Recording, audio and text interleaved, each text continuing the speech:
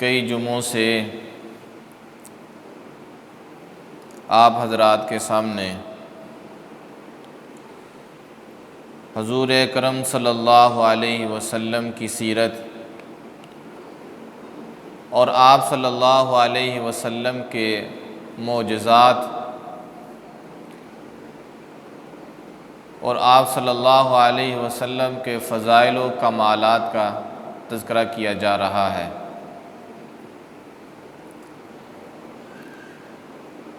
ابھی آپ کے سامنے یہ بات عرض کی جائے گی کہ اللہ تعالیٰ کو اپنی وحدانیت، اپنی الوہیت سے کس قدر محبت ہے کہ جہاں کہیں اللہ تعالیٰ حضور اکرم صلی اللہ علیہ وسلم پر ہونے والے انعامات کا تذکرہ فرماتے ہیں تو ساتھ ہی ساتھ ایک پیغام بھی دیتے ہیں کہ عبادت کے لائق میں ہوں۔ یعنی بات نبی صلی اللہ علیہ وسلم کے فضائل کی اور کمالات کی چل رہی ہوتی ہے، لیکن اس دوران اللہ تعالیٰ اپنی معبودیت کو اندر ذکر کر دیتے ہیں کہ معبود میں ہی ہوں، جس سے یہ معلوم ہوتا ہے کہ اللہ تعالیٰ اپنی وحدانیت کے معاملے میں اور اپنی معبودیت کے معاملے میں بہت زیادہ حساس ہیں۔ یہی وجہ ہے کہ اللہ تعالیٰ نے جتنے بھی گناہ ہیں صرف ایک گناہ کے بارے میں فرمایا ہے کہ میں اس کو معاف کبھی بھی نہیں کروں گا، اور وہ گناہ کون سا ہے؟ شرک۔ ان اللہ لا یغفر ان یشرک بہ ویغفر ما دون ذلک لمن یشاء۔ جو بندہ اللہ کے ساتھ شرک کرتا ہے، اگر وہ اس شرک کے اوپر مر گیا، اللہ اس کو کبھی معاف نہیں کرے گا۔ انہ من یشرک باللہ فقد حرم اللہ علیہ الجنہ۔ جو بندہ شرک کرتے کرتے مر گیا اور اس نے توبہ نہ کی، اللہ نے ایسے آدمی کے اوپر جنت حرام کر دی ہے۔ تو اسی تناظر میں میں کچھ قرآن مجید کی آیات آپ کے سامنے رکھوں گا، اور پھر بعد میں نبی صلی اللہ علیہ وسلم کے فرامین بھی رکھوں گا کہ جس سے آپ کو اللہ تعالیٰ کا طریقہ، اللہ تعالیٰ کی عادت کا بھی پتہ چل جائے گا، اور حضور اکرم صلی اللہ علیہ وسلم کے مزاج کا بھی پتہ چل جائے گا۔ چنانچہ اگر نبی صلی اللہ علیہ وسلم کے معجزات کی بات کی جائے تو یہ بات میں نے آپ کو کئی دفعہ پہلے بتا دی ہے کہ نبی صلی اللہ علیہ وسلم کے جو بڑے بڑے معجزات ہیں، ان میں جو سب سے بڑا معجزہ ہے وہ قرآن مجید ہے۔ قرآن مجید ہمارے نبی علیہ السلام کا معجزہ ہے جو آج تک بلکہ قیامت تک موجود رہے گا۔ باقی جتنے معجزات ہیں ابھی ہم ان کو دکھا نہیں سکتے، لیکن یہ بڑا بھی ہے اور ایسا بھی ہے کہ دکھا سکتے ہیں کہ یہ ہے معجزہ، اس کو دیکھ لو۔ اب کتنا بڑا معجزہ ہے؟ قرآن مجید میں اللہ تعالیٰ نے جب نبی علیہ السلام کے اس معجزے کا اور قرآن مجید کے نازل ہونے کا تذکرہ فرمایا تو نبی علیہ السلام کا جو تعارف اللہ تعالیٰ نے اس میں فرمایا، آپ صلی اللہ علیہ وسلم کا جو ذکر کیا تو اس انداز میں ذکر کیا کہ اللہ تعالیٰ نے فرمایا کہ میں نے جس کے اوپر قرآن نازل کیا نا، وہ تو میری عبادت کرتا ہے، وہ میری عبادت کرتا ہے، وہ میرا بندہ ہے۔ اگرچہ اس کا یہ بہت بڑا منصب میں نے اس کو دیا، اس کو میں نے یہ بہت بڑا اعزاز دیا کہ میں نے قرآن مجید اس کے اوپر نازل کر دیا، بہت بڑا اعزاز ہے، لیکن عبادت اس کی نہیں کی جائے گی، عبادت صرف میری کی جائے گی۔ قرآن مجید کی سورۃ الفرقان ہے، اس کا آغاز اسی سے ہوتا ہے۔ اللہ کا ارشاد ہے، تبارک الذی نزل الفرقان علی عبدہ لیکون للعالمین نذیرا۔ بڑی برکت والی ہے وہ ذات جس نے قرآن اپنے بندے پر نازل کیا، اپنے بندے پر، علی عبدہ، اپنے بندے پر۔ وہ بندہ کون ہے؟ نبی علیہ السلام۔ علی عبد، عبد نبی علیہ السلام کو کہا جا رہا ہے، اپنے بندہ خاص پر اللہ تعالیٰ نے قرآن مجید کو نازل کیا، لیکون للعالمین نذیرا، تاکہ وہ سارے جہان کو ڈرائے، سارے جہان کو باخبر کرے، سارے جہان کو اللہ کا پیغام سنائے۔ اللہ تعالیٰ نے قرآن اپنے بندہ خاص پہ نازل کیا۔ تو اب دیکھیں قرآن مجید کے نزول کا ذکر ہو رہا ہے، سب سے بڑا معجزہ کون سا ہے؟ قرآن مجید۔ اللہ تعالیٰ اس کے نزول کا ذکر کر رہے ہیں اور وہ نبی علیہ السلام کے اوپر نازل ہو رہا ہے۔ تو نبی علیہ السلام کی صفات میں سے اللہ تعالیٰ نے عبدیت کا انتخاب فرمایا، عبد ہونا، کہ یہ میرا بندہ خاص ہے، یہ اس کا تعلق میرے ساتھ بہت زیادہ ہے، یہ میری عبادت کرتا ہے، یہ عابد ہے، میں اس کا معبود ہوں۔ تو اتنے بڑے کمالات سے تم نے یہ نہیں سمجھ لینا کہ معبود یہ ہے، معبود وہ ہے جس نے قرآن نازل کیا۔ الذی لہ ملک السماوات والارض، وہی وہ ذات ہے کہ زمین و آسمان کی بات، زمین و آسمان میں اس کی بادشاہت ہے۔ ولم یتخذ ولدا ولم یکن لہ شریک فی الملک، نہ اس کی کوئی اولاد ہے، ولم یکن لہ شریک فی الملک، نہ اس کا کوئی شریک ہے اس کی بادشاہت میں۔ وخلق کل شیء فقدرہ تقدیرا، ہر چیز کا خالق اللہ ہے اور اس نے بڑے خوبصورت طریقے سے ہر چیز کو پیدا فرمایا ہے۔ اس جیسا اندازہ کوئی کر ہی نہیں سکتا، اس جیسی تقدیر کوئی کر ہی نہیں سکتا۔ الذی اعطى كل شيء خلقه ثم هدى، ہر چیز کو پیدا کرنے کے بعد اس نے اس کو زندہ رہنے کا بھی طریقہ سکھایا ہے، بچے کو بھی سکھایا ہے، چاہے وہ بچہ انسانوں میں سے ہو، چاہے وہ بچہ جانوروں کا ہو، ہر ایک کو پتہ ہے وہ اپنی ماں کے ساتھ لگتا ہے، اسی سے وہ اپنی غذائیت حاصل کرتا ہے۔ تو یہ بچے کو کس نے سکھایا ہوتا ہے؟ اللہ نے سکھایا ہوتا ہے۔ تو فرمایا تبارک الذی نزل الفرقان، اللہ تعالیٰ نے قرآن مجید کے نزول کا ذکر کیا اور نبی علیہ السلام کا تذکرہ کیا۔ تو نبی علیہ السلام کو اس میں کیا کہا گیا؟ عبد، عبد کہا گیا۔ واقعہ بہت بڑا، معجزہ بہت بڑا، لیکن نبی علیہ السلام کا جو تذکرہ کیا گیا وہ عبد کے ساتھ، عابد یہ ہے، معبود اللہ ہے۔ ایک تو میں نے یہ نمونہ آپ کے سامنے رکھا، دوسرا واقعہ جو نبی صلی اللہ علیہ وسلم کے معجزات میں سے بہت بڑا معجزہ ہے وہ ہے معراج، بہت بڑا معجزہ ہے۔ آج بھی یعنی کہ اتنی زیادہ ترقی ہونے کے باوجود بھی یہ ایک انسان کے لیے عقل سے ماوراء ہے کہ یہ رات کے تھوڑے سے حصے میں اتنا لمبا سفر کرنا، مسجد حرام سے مسجد اقصیٰ، پھر ساتواں آسمان، پھر اللہ سے ملاقات، پھر واپس بھی آ جانا اسی رات میں، کتنا بڑا معجزہ ہے۔ تو آپ نے وہ جو آیت سنی ہے جو جس میں اللہ نے واقعہ معراج بیان فرمایا، اس میں بھی اللہ کا یہی ارشاد ہے، سبحان الذی اسریٰ بعبدہ لیلا من المسجد الحرام الی المسجد الاقصیٰ، وہ ذات شریکوں سے پاک ہے جس نے اپنے بندے کو سیر کرائی۔ کس کو سیر کرائی؟ تو یہ بندہ کون ہے؟ نبی صلی اللہ علیہ وسلم۔ تو میں بتانا یہ چاہتا ہوں کہ جب قرآن مجید میں اللہ تعالیٰ کی عادت مبارکہ ہے کہ جب اللہ تعالیٰ کسی بڑے معجزے کا، نبی علیہ السلام کی کسی بڑی فضیلت کا تذکرہ کرتے ہیں تو نبی علیہ السلام کو عبد کے ساتھ کہہ کے پکارتے ہیں، عبد کا لفظ نبی علیہ السلام کے لیے بولتے ہیں۔ قرآن مجید کی بات آئی تو اس میں بھی آپ نے دیکھ لیا، تبارک الذی نزل الفرقان علی عبدہ، وہ برکت والی ذات ہے جس نے قرآن اپنے بندے پہ نازل کیا۔ معراج کی بات آئی تو وہاں بھی اللہ نے فرمایا سبحان الذی اسریٰ بعبدہ، وہ ذات شریکوں سے پاک ہے جس نے اپنے بندہ خاص کو رات کے تھوڑے سے حصے میں سیر کرائی۔ تو اللہ تعالیٰ ان بڑے بڑے معجزات کے ذکر میں نبی علیہ السلام کو عبد کے ساتھ ذکر کرتے ہیں۔ اور اس سے بڑھ کے آپ یہ بھی دیکھیں کہ جب ہم کسی کو کلمہ پڑھاتے ہیں، کسی غیر مسلم کو دائرہ اسلام میں داخل کرتے ہیں، لا الہ الا اللہ محمد الرسول اللہ، اور اس کے بعد کلمہ شہادت پڑھاتے ہیں، اشہد ان لا الہ الا اللہ وحدہ لا شریک لہ واشہد ان محمدا عبدہ ورسولہ، اس کو بھی پہلے دن سے یہ سمجھاتے ہیں کہ محمد صلی اللہ علیہ وسلم اللہ کے خاص بندے ہیں اور اللہ کے رسول ہیں۔ تو جس کو مسلمان کہنا اس کو بھی پہلے دن عبدیت کا درس دیا جاتا ہے کہ عابد نبی صلی اللہ علیہ وسلم معبود نہیں ہے، معبود برحق صرف اللہ ہے، عبادت صرف اللہ ہی کی ہے اور کسی کی نہیں ہے۔ تو قرآن مجید میں آپ نے دیکھ لیا کہ اللہ تعالیٰ جہاں کسی بڑے واقعے کا، کسی بڑے معجزے کا تذکرہ کریں، جو واقعہ جو معجزہ نبی علیہ السلام سے متعلق ہو تو اللہ تعالیٰ نبی علیہ السلام کو عبد کہہ کے ذکر کرتے ہیں، عبد، کہ یہ عابد ہیں، عبادت کرنے والے ہیں، یہ میرے خاص بندے ہیں، معبود اللہ ہے۔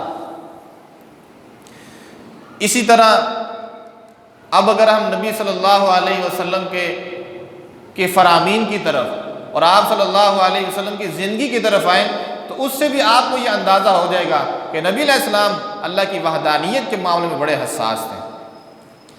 کوئی ایسی بات جس میں اللہ تعالیٰ کی وحدانیت کے اوپر، توحید کے اوپر کوئی زد پڑتی ہو، توحید کے خلاف کوئی بات ہوتی ہو، تو نبی علیہ السلام فوراً بول پڑتے تھے کہ بھائی اس کو چھوڑ دو، ایسے نہ کرو۔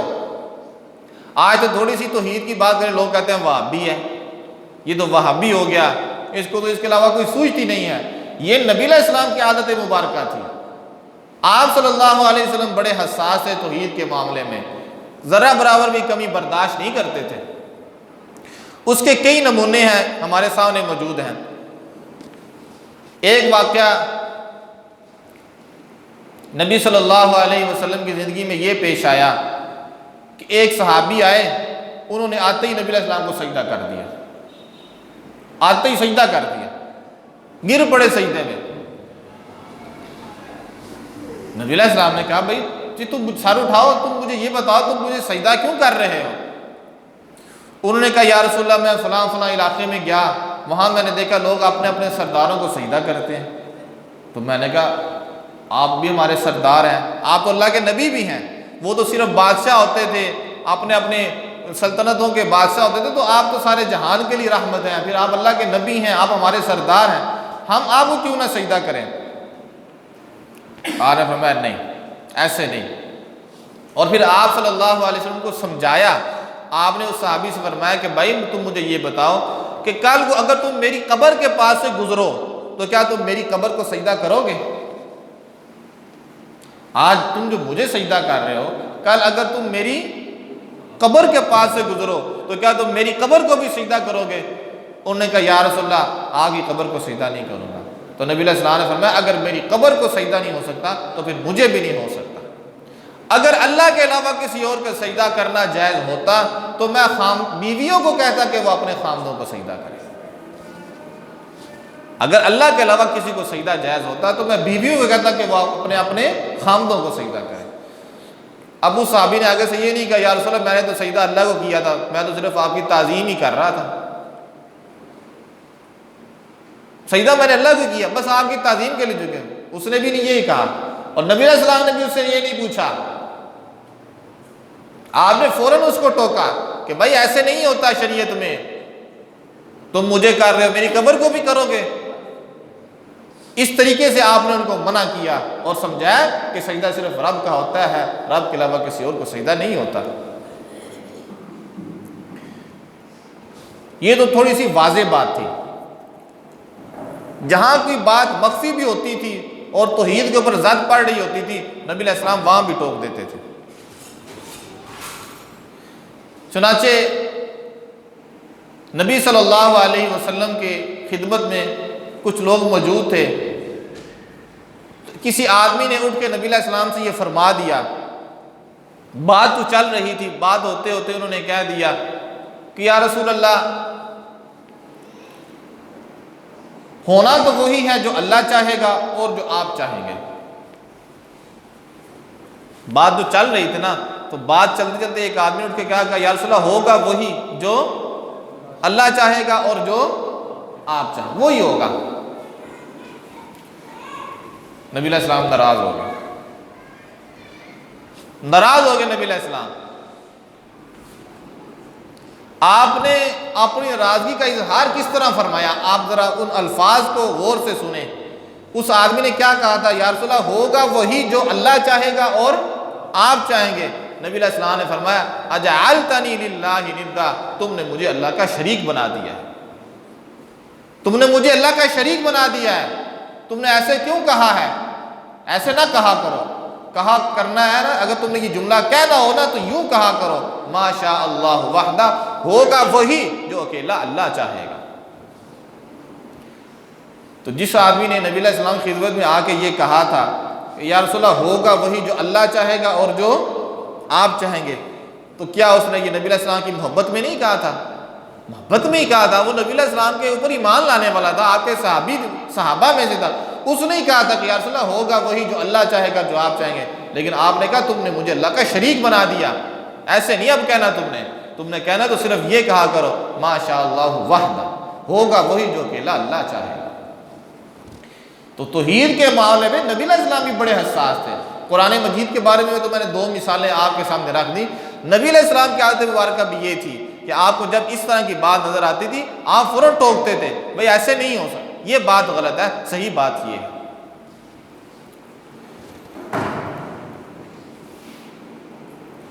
اس لیے اس کو یہ نہیں سمجھنا چاہیے کہ وہابی نے تو نہیں کر دینے، یہ نبی علیہ السلام کی عادت مبارکہ ہے.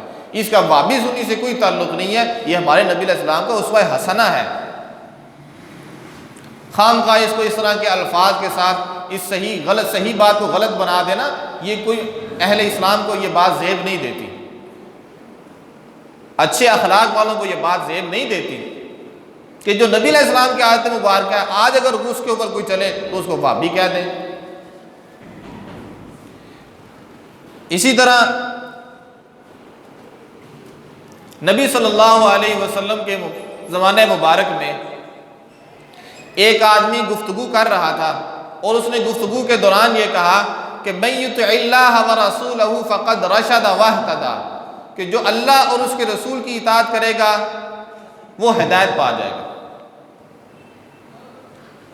اس آدمی نے بات کرتے کرتے کیا کہا؟ جو اللہ اور اس کے رسول کی اطاعت کرے گا وہ ہدایت پا جائے گا. جو اللہ اور اس کے رسول کی اطاعت کرے گا وہ ہدایت پا جائے گا. فقد رشد واہتدی، اس کو رشد و ہدایت مل جائے گی، وہ ہدایت پا جائے گا. آگے اس نے کہا، جب بات کو اس نے آگے چلایا نا، یعنی شروع میں تو اس نے کہا جو اللہ اور اس کے رسول کی اطاعت کرے گا وہ ہدایت پائے گا. آگے اس نے کہا جو ان دونوں کی نافرمانی کرے گا وہ گمراہ ہو جائے گا. جو ان دونوں کی نافرمانی کرے گا وہ گمراہ ہو جائے گا. کن دونوں کی نافرمانی؟ اللہ اور اس کے رسول. پہلے تو میں آپ سے پوچھتا ہوں نا کہ آپ بتائیں. اب میں بات کو پھر دہراتا ہوں، آپ اس کو ذرا دھیان سے سنیں اور آپ یہ دیکھیں اس میں کیا غلطی ہے. پھر میں یہ بتاتا ہوں نبی علیہ السلام نے کیا غلطی نکالی ہے. پہلے آپ بھی تو دھیان سے سنیں، آپ بھی محسوس کریں کہ اس جملے میں کیا غلطی ہے کہ جس کی طرف نبی علیہ السلام نے توجہ دلائی. اس آدمی نے یہ کہا تھا کہ جو اللہ اور اس کے رسول کی اطاعت کرے وہ ہدایت پا گیا اور جو ان دونوں کی نافرمانی کرے وہ گمراہ ہو گیا. کیوں جی؟ اس میں بات غلط ہے؟ جو اللہ اور اس کے رسول کی اطاعت کرے وہ ہدایت پا گیا اور جو دونوں کی نافرمانی کرے وہ گمراہ ہو گیا. تو ایسے ہی نہیں ہے، ایسی بات تو ایسی ہی ہے کہ جو ان دونوں کی نافرمانی کرے گا وہ گمراہ ہو جائے گا، جو اللہ اور اس کے رسول کی اطاعت کرے گا وہ ہدایت پا جائے گا. بات تو ایسے ہی ہے، لیکن نبی علیہ السلام کی جو فکر کی بلندی ہے، آپ کی جو سوچ جہاں تک گئی ہے، آپ نے اس کو ٹوکا. آج ہمیں تو برا آدمی ہے، تم نے صحیح نہیں کہا. تمہیں یہ نہیں کہنا چاہیے تھا کہ جو اللہ اور اس کے رسول، تمہیں یہ جو جملہ ہے نا کہ جو اللہ اور اس کے رسول کی اطاعت کرے وہ کامیاب ہو گیا.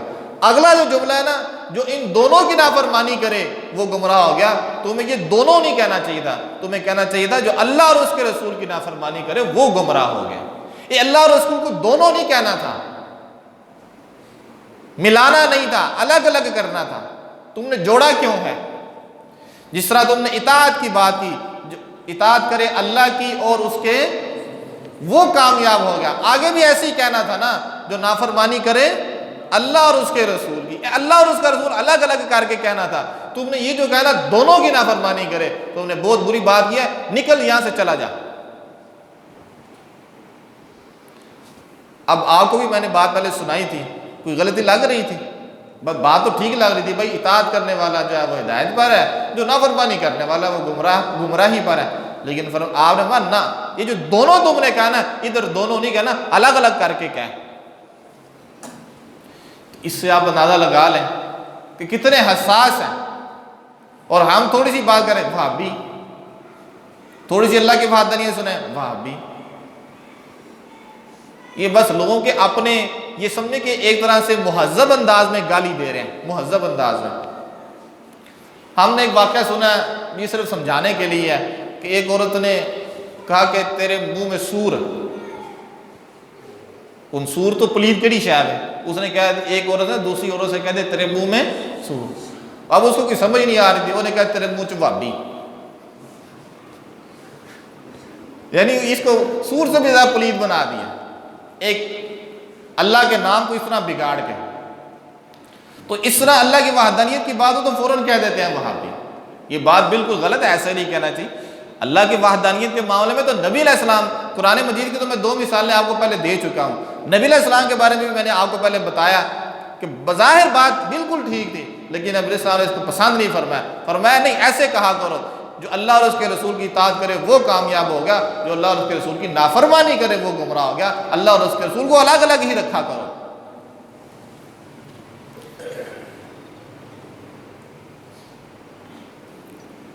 اور آپ یہ بات ذہن میں رکھیں، یہ بات آپ بھی سمجھ لیں،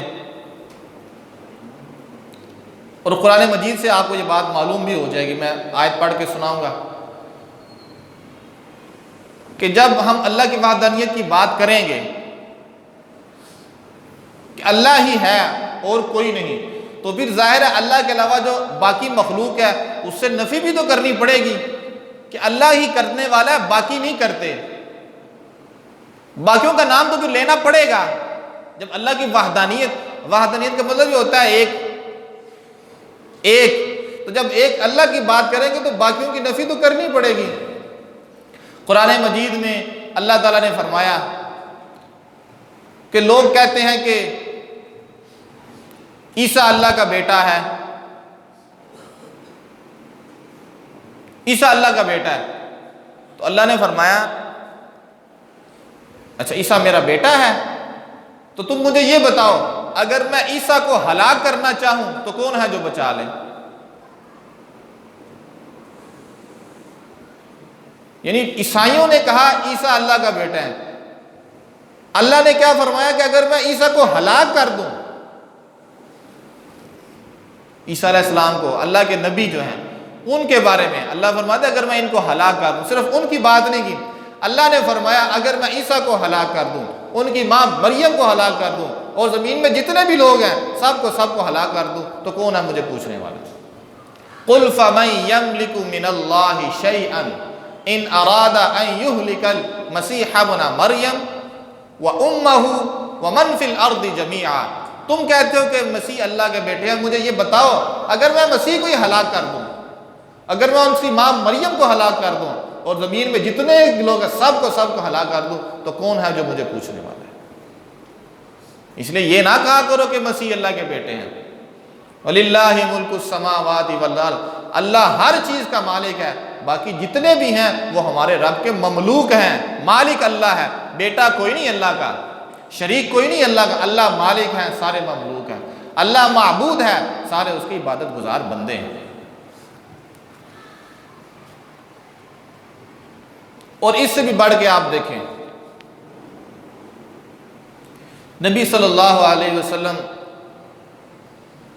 کے زندگی کے آخری ایام ہیں، اور اب کافی جو ہے نبی علیہ السلام بیمار ہیں، بہت زیادہ بیمار ہیں، اتنے کہ آپ صلی اللہ علیہ وسلم کے پاس ایک پیالہ پڑا ہوا ہے اور اس کے اندر پانی ہے، اور آپ کے ہاں بخار کی شدت ہے، اور آپ اس پیالے کے اوپر اس کے اندر جو پانی ہے اس میں ہاتھ مبارک رکھتے ہیں، اس کو گیلا کرتے ہیں اور چہرے مبارک پہ ملتے ہیں کہ تپش بہت زیادہ، جسم گرم بہت زیادہ تھا۔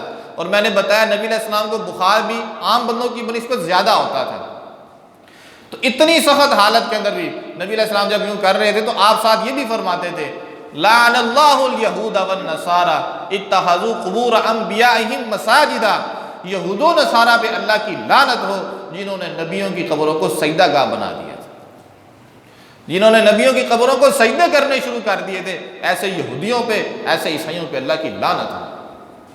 نبی علیہ السلام زندگی کے آخری ایام کے اندر ہیں، چند دنوں کے بعد نبی علیہ السلام کی وفات ہے، لیکن آپ یہ فرما رہے ہیں لعن اللہ الیہود والنصارى اتخذوا قبور انبیائہم مساجدا، یہودیوں پہ عیسائیوں پہ اللہ کی لعنت ہو، انہوں نے اپنے نبیوں کی قبروں کو سجدہ گاہ بنا لیا، سجدے کرنے شروع کر دیے، جو سجدہ اللہ کو کرنا چاہیے تھا انہوں نے قبروں کو کرنا شروع کر دیا۔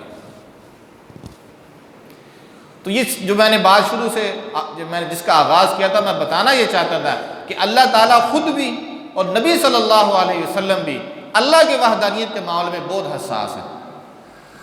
یہ ایک وہابی سنی والی بات نہیں ہے کہ جو توحید زیادہ کر رہے ہیں تو اس کو آپ وہابی کہنا شروع کر دیں، ایسی کوئی بات نہیں۔ یہ اللہ کی غیرت کا مسئلہ ہے۔ اللہ کی توحید، اللہ کی وحدانیت، یہ اللہ کی غیرت کا مسئلہ ہے۔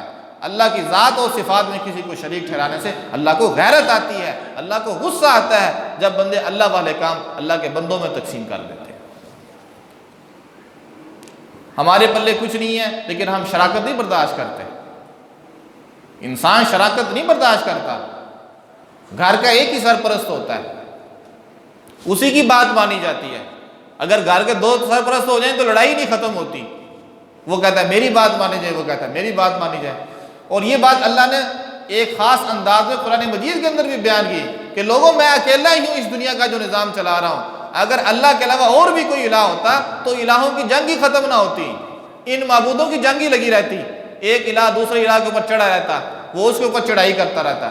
وَلَا عَلَى بَعْضُهُمْ عَلَى بَعْضٍ مَا اتَّخَذَ اللَّهُ مِن وَلَدٍ وَمَا كَانَ مَعَهُ مِنْ إِلَٰهٍ إِذًا لَذَهَبَ كُلُّ إِلَٰهٍ بِمَا خَلَقَ وَلَا عَلَى بَعْضُهُمْ عَلَى بَعْضٍ۔ اگر اللہ کے علاوہ بھی کوئی الہ ہوتا، کوئی معبود ہوتا، کوئی خالق ہوتا تو ہر ایک اپنی اپنی مخلوق لے کے اٹھا کے لے جاتا اور پھر یہ معبود آپس میں لڑتے رہتے، جس طرح کہ آج انسان لڑ رہے ہیں۔ لیکن کبھی آپ نے معبودوں کی لڑائی سنی ہے کہ ایک معبود دوسرے معبود کے ساتھ لڑا ہو؟ سنا ہے کبھی؟ اس لیے کہ معبود ایک ہی ہے، معبود ایک ہی ہے۔ تو توحید کے معاملے میں اللہ کے نبی صلی اللہ علیہ وسلم اور خود اللہ تعالیٰ بھی بہت زیادہ حساس ہے۔ اس میں ذرا برابر بھی کمی بیشی نہ اللہ تعالیٰ برداشت فرماتے ہیں نہ ہمارے نبی صلی اللہ علیہ وسلم برداشت فرماتے ہیں۔ یہ کوئی وہابی سنی والی بات نہیں، یہ ہمارے رب کی غیرت کا مسئلہ ہے۔ جس طرح ہمارا رب اس چیز کو برداشت نہیں کرتا، ہمارے اندر بھی جذبہ ہونا چاہیے۔ لیکن جس کو غلطی لگی ہے اس کو سمجھانا چاہیے، اسے لڑنا نہیں چاہیے، اس کو محبت کے ساتھ سمجھانا چاہیے۔ جس بھائی کو اس معاملے میں غلطی لگ گئی ہو اور اس کو بات سمجھ نہ آ رہی ہو تو آسان طریقے سے سمجھانا یہ ہماری ذمہ داری ہے، یہ ہمارا فرض ہے کہ اگر اس معاملے میں کسی کو غلطی ہو، چاہے وہ ہمارے پڑوسیوں میں سے ہے، چاہے وہ ہمارے رشتہ داروں میں سے ہے، اس کو آسان طریقے سے بات سمجھانا یہ ہماری ذمہ داری ہے۔ کسی ایک آدمی کو ہدایت مل جائے یہ انسان کے لیے صدقہ جاریہ ہے۔ کوئی ایک بندہ آپ کی وجہ سے اس کا عقیدہ درست ہو جائے، کسی بندے کا آپ کی وجہ سے نمازی بن جانا، کسی بندے کا آپ کی وجہ سے کسی نیکی کے اوپر آ جانا، یہ آپ کے لیے صدقہ جاریہ ہے، ایک صدقہ جاریہ ہے آپ کے لیے۔